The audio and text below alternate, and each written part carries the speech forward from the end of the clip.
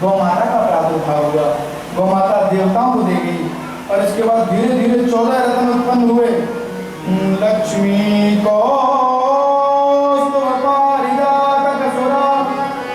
धन्वन्तरि चन्द्रमा गावा कामदुला सुरेश्वरगलो रम्भादिदेवाङ्गना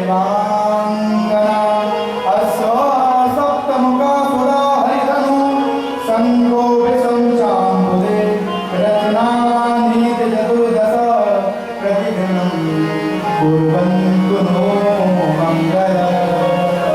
सुंदर 14 रत्नों का प्रादुर्भाव हुआ। लक्ष्मी कौस्तुभपारिजातकसुरा, सुंदर वृक्ष का प्रादुर्भाव हुआ। वो इंद्र के यहाँ स्थापित कर दिया गया। अप्सराएं निकली, इंद्र के पास चली गई। ऐरावत हाथी इंद्र को दे दिया गया, धाव कुछ निकल के चला गया। और आगे ततश्चाभिनवो साक्षात् श्री रमा भगवत्परा रंजयन्ति दिशा कांत्य विद्युत सौदामणीयता। एक दिन लक्ष्मी बोली नारायण भगवान से, प्रभु सब अपनी शादी की एनिवर्सरी मनाते हैं, सब विवाह वर्षगांठ मनाते हैं, अपनी विवाह वर्षगांठ कब मनेगी, कोई तो उपाय करो। तब भगवान ने इशारा किया लक्ष्मी जी को, लक्ष्मी जी मौका है, इस समय समुद्र तुम्हारा पिता है, आ जाओ और सुनो। कार्तिक की अमावस्या को सुंदर लक्ष्मी जी का प्रादुर्भाव हुआ और जैसी नीली हाथ में माला, अब स्वयंवर हो रहा है, ऐसा सुंदर रूप, सब लाइन में लगे हैं। दुर्वासा ने चूड़ा काट दिया, इतनी सुंदर मेरे गले में माला डालेगी। पहले के समय में ऐसे होता था, स्वयंवर होता था। आज के समय में दूसरा स्वयंवर है, तो खैर मुझे उस पर नहीं जाना। तो पहले स्वयंवर होता था। याद रखिए शास्त्र का विधान है, भैया अपना गोत्र छोड़ा जाता है, अपनी मैया का गोत्र छोड़ा जाता है, अपनी दादी का गोत्र छोड़ा जाता है, फिर उसके पश्चात उससे विवाह होता है। तो शास्त्र की मर्यादा है। अब ये नहीं है कि फेसबुक से, इंस्टाग्राम से वो जो जाता नहीं है, जो भड़कता हुआ ऐसा ही चल गया। भैया क्या बताएं, उसी से दिल भेज देते हैं, उसी पर रोने लग जाते हैं, उसी पे हंसने लग जाते हैं। क्या जमाना आ गया। अब केवल फीलिंग हाथों में है, अंदर नहीं। अंदर से गाली दे रहा, बात कर आनंद करो, मैसेज कर रहा खूब आनंद करो, अंदर से कह रहा तेरा दिवालिया तो निकल जाए। ये जमाना है। मैसेज कर रहा हम तुमसे बड़ा प्यार करते हैं, अंदर अंदर कह रहा खास प्यार करो तुझसे, मिल जाए तो पहाड़ी में छोड़ आऊँ, तुझे धक्का मार के आऊँ। ये जमाना है। तो खैर देखो, कला के साथ साथ संसार की बातें भी कर लेना चाहिए। आप सब हंसते हो ना, मुझे बड़ा अच्छा लगता है, क्योंकि मेरे गोविंद कहते हैं, मेरे गोपाल एक प्यारी बात कहते हैं, अरे जो हंसते हैं भगवान के सन्मुख, उनके जल्दी जल्दी घर बसते हैं। ब्रज के पंडाओं के पास जाओगे तो कहेगा भैया राधे राधे बोलो, हंसो, ताली बजा के बुलाते हैं। उसके बाद क्या कहता है, तब तो यार ताली बजा के आप लोग कहते हैं। वृंदावन जाओगे तो वहाँ के लोग गाएंगे, पंडा लोग वो कहेंगे जी ताली बजाइए, हंसिए। किसी ने पूछा इसका कारण क्या है, बोले जो हंसेगा उसका घर बसेगा। बताइए, कुछ लोग तो इसलिए भी हंस रहे हैं कि हमारा दूसरा बस गया। लोग बड़े चतुर हैं, ऐसे नहीं अग्नि के साथ फेरे पड़ गए, कहीं नहीं जाओगे। खैर भगवान ने इशारा किया, लक्ष्मी जी आई, दुर्वासा ऋषि बैठे हैं चंद्रिका गाड़ के, मुझे माला पहनाओ, शंकर जी बैठ के मुझे पहनाओ। सबको देखती हुई लक्ष्मी, सुनो, जो लक्ष्मी की कामना करता है लक्ष्मी उसके पास नहीं जाती, जो लक्ष्मी की कामना नहीं करता लक्ष्मी उसके पास जाती है। यहाँ सब उसकी कामना कर रहे थे, पर सन्मुख खड़े नारायण ये कामना नहीं कर रहे थे। सन्मुख खड़े नारायण के गले में सुंदर माला पहना दी। बोलो लक्ष्मी नारायण भगवान की। धन्वंतरी भगवान अमृत लेके प्रादुर्भाव हुआ और ऐसे अमृत लेके प्रकट हुए, हाहाकार मच गई। अमृत छीन के कोई भाग रहा है, कोई कुछ कर रहा है, आप उसमें लड़े जा रहे हैं। देवता लोग देखते रहे, क्या करें। तभी भगवान ने सुंदर रूप बनाया, मोहिनी रूप बनाया, और ऐसा मोहिनी रूप बनाया शंकर जी नंदी को छोड़ के उसके पीछे भागे। ए देवी इधर, ए भगवान इशारा कर रहे हैं, मैं वो नहीं हूँ, मैं वो नहीं हूँ जो तुम देख रहे हो, मैं कुछ और हूँ। अरे नहीं नहीं, तुम वही हो जरा, इतनी सुंदर हो, कितनी सुंदर रहा। अरे तो कैलाश पर रहोगी, कितना आनंद आएगा। भगवान को भी लीला करनी पड़ी, देख लो मैं वो हूँ। शंकर जी बोले अच्छा नारायण भगवान आप हो? तो अनेक रूप रूपायो वैष्णवे प्रभ वैष्णवे, विष्णु सहस्त्रनाम में लिखा हुआ है भगवान अनेक रूप धारण कर लेते हैं। भगवान ने सुंदर रूप बनाया, मोहिनी रूप में गए। जैसे दैत्यों के पास पहुंचे, दैत्य आपस में लड़ रहे थे, आऊं पूर्वम वाम पूर्वम, पहले मैं पीऊंगा, वो कह रहा पहले मैं पीऊंगा। मोहिनी भगवान बोले किस बात को लेकर आप लोग आपस में लड़ रहे हो? बोले देवी आप अच्छी आई, हमारा समाधान करो। देखो मैं बड़ा हूं तो पहले अमृत का पान मैं करूंगा। मोहिनी भगवान बोले अच्छा परम तपस्वी कश्यप की संतति लगती हो देखने में। तो जैसे ही नाम लिया तब मोहित हो गए, हाँ प्रभु आप तो सब जानते ही हो, करो करो क्या करना है देवी, कुछ उपाय तुम करो। बोले सुनो तुम बैठ जाओ लाइन से, मैं सबको पिलाती हूँ अमृत। भगवान ने एक इशारा किया, देवताओं की तरफ आ जाओ। जैसे देवता आने लगे, दैत्य लोग बोले देवी जल्दी पिलाओ, जल्दी जल्दी, हमारे भाई लोग आ रहे हैं, अभी युद्ध होगा। मोहिनी भगवान बोले ये आपके भाई हैं? बोले हाँ, अरे इन्हीं से तो अमृत छीन के लाए हैं हम। मोहिनी भगवान बोले सुनो एक बात कहें, तुम लोग बड़े बुद्धिमान व्यक्ति हो, जितने तुम रूपवान हो ना, सारे भाई कितने सुंदर हैं। और किसी की सुंदरता के बारे में कह दो, काले व्यक्ति को भी कह दो कितने सुंदर हो, भैया ब्यूटीफुल नहीं हो, ब्यूटी इनफॉर्मेशन हो, आप छाती छोड़ जाती हो। काला आदमी भी इतना सुंदर समझेगा अपने आप को। ऐसे मोहिनी भगवान आप लोग इतने सुंदर हो, ये भाइयों को सुनो एक काम करें, ये जो ऊपर ऊपर पानी पानी है ना, इसको तुम्हारे भाइयों को पिला देती हूँ, और जो नीचे गाढ़ा गाढ़ा अमृत है ना, ये तुमको पिला दूंगी। सब बोले वाह देवी क्या निर्णय किया, ठीक है सब लाइन से बैठ जाओ। भगवान ने सारे के सब बैठ गए लाइन से। अब भगवान सबको पिलाए जा रहे हैं। सूर्य और चंद्रमा के बीच में सौरभानु नाम का दैत्य आके बैठ गया, समझ गया कोई ना कोई गड़बड़ी है। भगवान अमृत पान कराते चले जा रहे थे, जो जैसे ही सौरभानु के मुख के पास अमृत पहुंचा, सूर्य ने कहा कि प्रभु ये वो नहीं है जो आप समझ रहे हो, ये कुछ और है। भगवान ने जो दृष्टि दी कि अच्छा ये तो दैत्य है, सुदर्शन को छोड़ा। जैसे सुदर्शन को छोड़ा तो फिर क्या हुआ, सौरभानु के दो अंग हो गए, उसका धड़ अलग हो गया, सर अलग हो गया। भैया अमृत को पान कर रखा था, इसलिए मर तो सकता ही नहीं है, जीवित ही रहा। आज हम सब नवग्रह के रूप में राहु और केतु को पूजते हैं। वो कौन है? वो सौरभानु नाम के दैत्य तो है, अमृत पान कर रखा था। बहुत से लोग कहते हैं प्याज लहसुन, भैया प्याज लहसुन क्या है?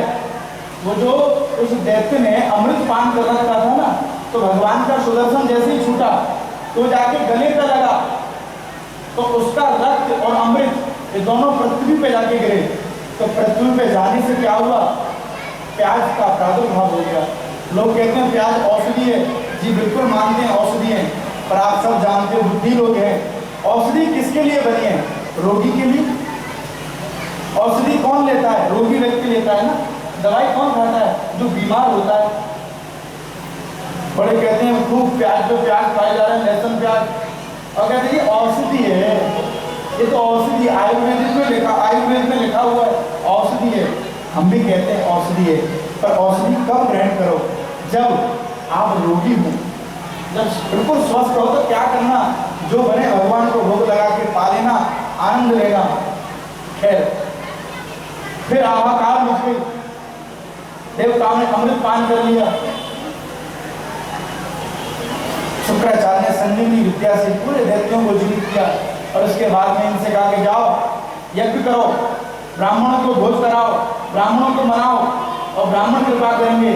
तब सब ने मिलकर, बलि ने मिलकर ब्राह्मणों की सेवा की, और ब्राह्मणों की जो सेवा की रथ पर सवार हो गए, जो देवताओं पर चढ़ाई कर दी, सारे देवता इधर से उधर भाग गए, क्योंकि ब्राह्मणों का तप है इनके पास। और जाके बलि मुख्य सिंहासन पर जाके बैठ गए। अब देवता इधर से उधर घूम रहे हैं, अब माँ दिति से रहा नहीं गया, अदिति माँ से रहा नहीं गया, कश्यप की पत्नी है अदिति माँ, उनसे रहा नहीं गया। कश्यप ऋषि से बोली, प्रभु मेरे बालक सब कैसे घूम रहे हैं, कुछ कृपा करो। तब कहा देवी तुम पयो व्रत करो। क्या करना है? बोले फाल्गुन श्यामले पक्षे द्वादशायाम पयो व्रत। फाल्गुन के महीने में 12 दिन का व्रत है। दूध पी के शुद्ध गौ माता का, जो महिला दूध पी के रहती है वो जैसा पुत्र चाहती है उसे वैसा प्राप्त हो जाता है। ये नियम है। शुद्ध गौ माता का, वेद लक्षणा गौ माता के दूध को 12 दिन तक पिए और उसके बाद वो जैसा पुत्र चाहती है वैसा उसे प्राप्त होगा। एक कश्यप ऋषि ने नियम बताया है।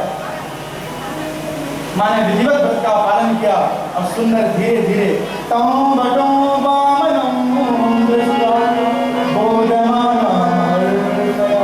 सुंदर भगवान का प्रादुर्भाव हुआ। वामन अंगुर के भगवान वामन का प्रादुर्भाव हुआ। बोलो वामन भगवान की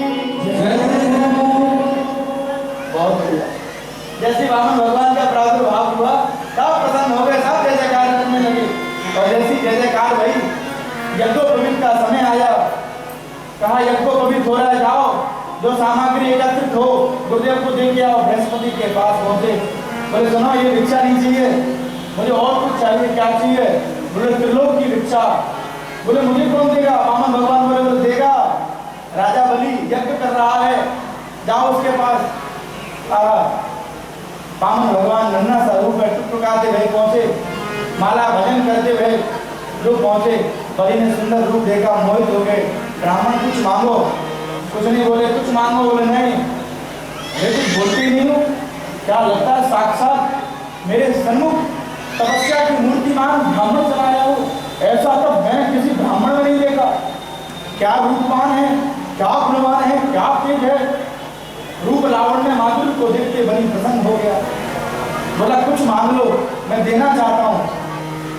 बलि बोला काम कांचनम गुणवदधाम वेशम तदान्यपे मतभाविप्रकाम्य। राजन कुछ चाहिए? कोई गांव तुमको दे दूं, स्वर्ण से बना कोई महल दे दूं, और तो और अगर इच्छा हो तो तुम्हारी जैसी बटुक किसी ब्राह्मण की कन्या से विवाह करा दूं। बोलो बोलो बोलो। वामन जी बोले राजन फिर? अरे चिंता मत करो, बढ़िया सुंदर सी लाऊंगा आपके लिए, पर मेरे से कुछ मांग लो, मैं कुछ देना चाहता हूँ। वामन भगवान आपको कुछ तो ले लो। क्या सुंदर रूप है। वामन अंगुल के हैं वामन भगवान। कुछ नहीं चाहिए, देना चाहते? बोले हाँ। बोले 3 पग भूमि। बड़ी बड़ी जोर से हटा। त्रिलोकी अधिपति के पास आके, त्रिलोकी नाथ के पास आके क्या मांग रहे? 3 पग भूमि। वामन भगवान बोले देना है तो दे दे, मेरे पग से 3 पग भूमि देना हो ही लूंगा, और मुझे कुछ नहीं चाहिए। देने का मन हुआ, मन में संकल्प किया। इधर जो शुक्राचार्य देख रहे हैं, बात कुछ गंभीर होती जा रही है। ब्राह्मण एक तो संतुष्ट नहीं, ब्राह्मण तो लाइए लाइए लाइए, पर संतुष्ट कैसे? कोई तो बात है। जो दिव्य दृष्टि से देखा तो अच्छा देवानाम कार्य साधक, देवताओं के कार्य साधने के लिए कश्यप अदिति जाता है। अदिति के गर्भ से जन्म लेकर आए स्वयं नारायण। शिष्य को बुलाया, बेटा संकल्प नहीं करना, संकल्प करते तेरा सब कुछ चला जाएगा। क्यों? पूरे नारायण हैं। जैसे ही सुना बलि भावुक हो गया। बोले गुरुदेव धन्य है, मैंने तो देने का भाव बनाया था पर आपने अनुग्रह कर दिया, मुझे बता दिया। बलि ने संकल्प कर ली। संकल्प के लिए जल, वामन भगवान ने संकल्प करो। हाँ जी, हाथ में जल लो। एक कमंडल रखा हुआ था, जल डालने लगे, जल आई नहीं। शुक्राचार्य बोले क्या करें, शिष्य तो मेरा ही है, इसकी रक्षा करना मेरा कर्तव्य है। बिल्कुल उसके वो जो गंगा सागर होता है, गांव में गंगा सागर बोलते हैं, आप लोग क्या बोलते हैं आप लोग जाने? कमंडल, उसमें बिल्कुल एक पतला सा नाली होती है, ऐसे समझ लो, आप भी समझ में आ जाए। उसमें जाके शुक्राचार्य जी नन्ना स्वरूप बना के बैठ गए। जब जल गिरेगा ही नहीं तो संकल्प कैसे होगा? वामन भगवान बोले राजन कमंडल बड़ा पुराना लगता है, रखा रखा जंग लग गई इसमें। बोले हाँ प्रभु, अपनी कुशामे से अग्रभाग को जो उस रंग में लगा के दिया तो शुक्राचार्य की दाहिनी आंख में लगा। जो आंख में लगा शुक्राचार्य दौड़े दौड़े भागे। लेता कोई और है, देता कोई और है, अपनी तो आंख और गई, भागे भागे गए। और राजन तूने मेरी बात नहीं मानी, जा तेरा सब कुछ नष्ट हो जाएगा। कहना ही क्या था, बलि झूम पड़ा, गुरुदेव कृपा कर दी, अरे मैं लोभ बस लालच बस कुछ थोड़ा वस्तु रख लेता, पर आपके आशीर्वाद से सब कुछ देना पड़ेगा, बड़ी कृपा। जो संकल्प हुआ, वामन भगवान ने जैसे संकल्प किया विष्णु विष्णु बोल के, और जैसे संकल्प पूर्ण हुआ वामन भगवान त्रिपुर भगवान हो गए। जो उनका स्वरूप विराट रूप हो गया, 2 पग में सब कुछ नाप दिया। भगवान बोले राजन तीसरा पग कारक तू बोल, आप चिंता मत करो, बस 5 मिनट में कृष्ण जन्म कर रहे हैं। अभी अष्टम स्कंद में नवम स्कंद अभी लो सुंदर। भगवान वामन ने अपना विराट रूप ले लिया, 2 पग में सब कुछ नाप लिया। बोल तीसरा पग कहाँ डालो, बांध के डालो उसको, जैसे उसको बांधा। बोला प्रभु एक बात बताना, आप ही निर्णय करना, धन बड़ा होता है कि धनवान? वामन भगवान बोले राजन धनवान बड़ा होता है। तो बोले सुनो प्रभु, अभी तो तुमने इस धनी के धन को नापा है, धनी को नहीं नापा, एक तीसरा पग मेरे मस्तक कर रहे। जो सुना भगवान आनंदित हो गए। बलि भगवान के नेत्रों से अश्रुपात हो गए। राजन तेरा हृदय अति कोमल है, बता मैं तो तुझे लूटने के लिए आया था, आज मैं खुद लूट गया।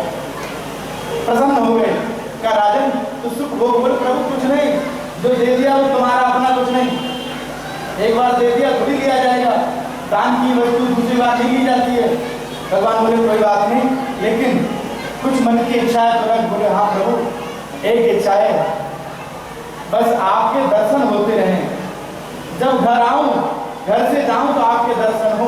वामन भगवान बोले राजन इसका मतलब तू मुझे द्वारपाल बनाना चाहता है? भाई तू घर के अंदर जाएगा बाहर निकलेगा मेरे दर्शन हो, इसका मतलब द्वारपाल? चल तेरी भक्ति भी ऐसी है, मैं द्वारपाल बन जाऊं। जब चातुर्मास का समय होता है तब भगवान और कहीं नहीं जाते, सुतर लोक में जाके बलि के द्वार पर द्वारपाल बने रहते हैं, और भगवान शंकर को देख के चले जाते हैं कि तुम संभालना मैं जाता हूँ।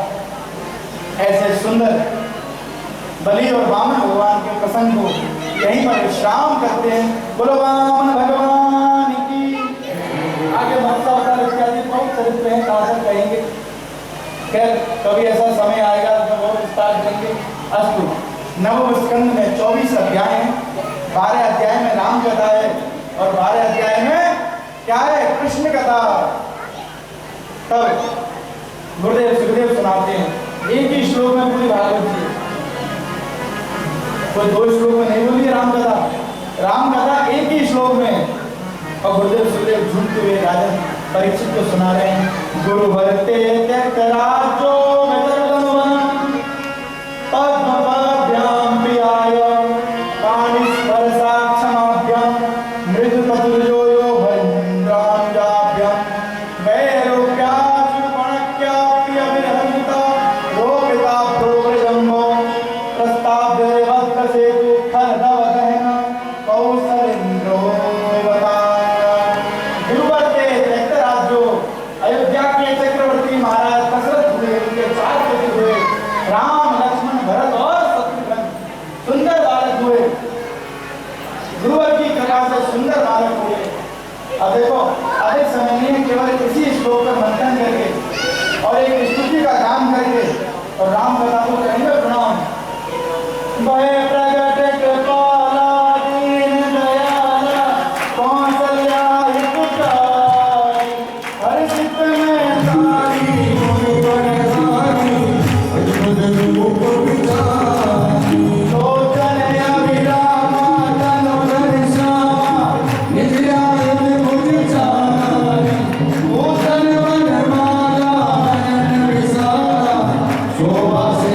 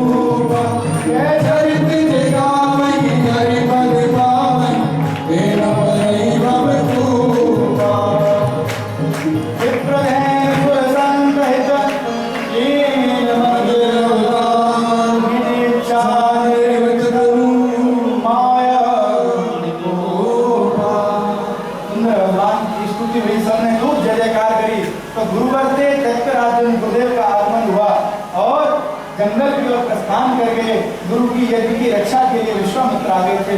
तो विश्वामित्र के वहां पहुंचे और वहां जाने के बाद यज्ञ की रक्षा की, भगवान का विवाह हुआ। विवाह के बाद में खूब आनंद से अयोध्या में विराजे। अयोध्या में खूब जय जयकार हुई, बताने का राज्य गद्दी पर बैठो, शुभ सुंदर समय आया। लेकिन माँ की लीला, सरस्वती ने कुछ ऐसी लीला की, देवताओं ने ऐसी लीला की। क्यों भैया? अगर राम बन नहीं जाएंगे तो बन नहीं पाएंगे। याद रखना, राम बन गए इसलिए बन गए। वन में जाके सबकी जय जयकार करते, सबका उद्धार करते हुए भगवान अपने भरत के सहित प्रेम करते हुए सुंदर भगवान राम लीला के सहित अयोध्या में विराजे। देखो समय नहीं है मेरे पास, मैं इसलिए गाड़ी कहीं से कहीं लेके चल रहा हूँ, पर आप सब जानते हो कभी ऐसा योग बनेगा तब फिर यहाँ पर सुंदर राम कथा का आयोजन हो। 1-2 दिन में नहीं, 2-5 मिनट में नहीं, 9 दिन की फिर काजू पिस्ता बादाम घुटे, फिर मजा आए एक प्रसंग में। स्वतंत्र कौशल्या का प्रसंग, मंथरा का, इन प्रसंगों को जब सुनोगे तो आनंद आएगा। वाल्मीकि रामायण में ऐसा सुंदर वर्णन आया है, हनुमान नाटकों में ऐसा सुंदर वर्णन आया है, पर मैं क्या करूँ, मेरे पास समय नहीं है। इसलिए भैया भगवान सब लीलाओं को आनंद में विराजमान करते हुए अयोध्या में आके विराजे, सिंहासन पर विराजे, वाम भाग में श्री जानकी जी विराजे हैं। और भैया लोग कोई चरण चापन करता है, कोई चमर डुला रहा है, कोई जन की सेवा करता है, सब खड़े हैं चरणों में, श्री हनुमान जी खड़े हैं। ऐसी सुंदर लीला को हम सब मिलके ऐसे सुंदर राम दरबार को प्रणाम करते हैं। बोलो राजा रामचंद्र भगवान की जय। एक ब्रजवासी कहता है, बोले पूरी रामायण के बारे में सुनो। बोले सुनो, एक राम एक रावण ना, एक क्षत्रिय एक बामन ना, बाने बाकी सिया चुराई, बाने बाकी लंक जराई, इतनी सी बातन ना और तुलसी लग गए पोधन ना।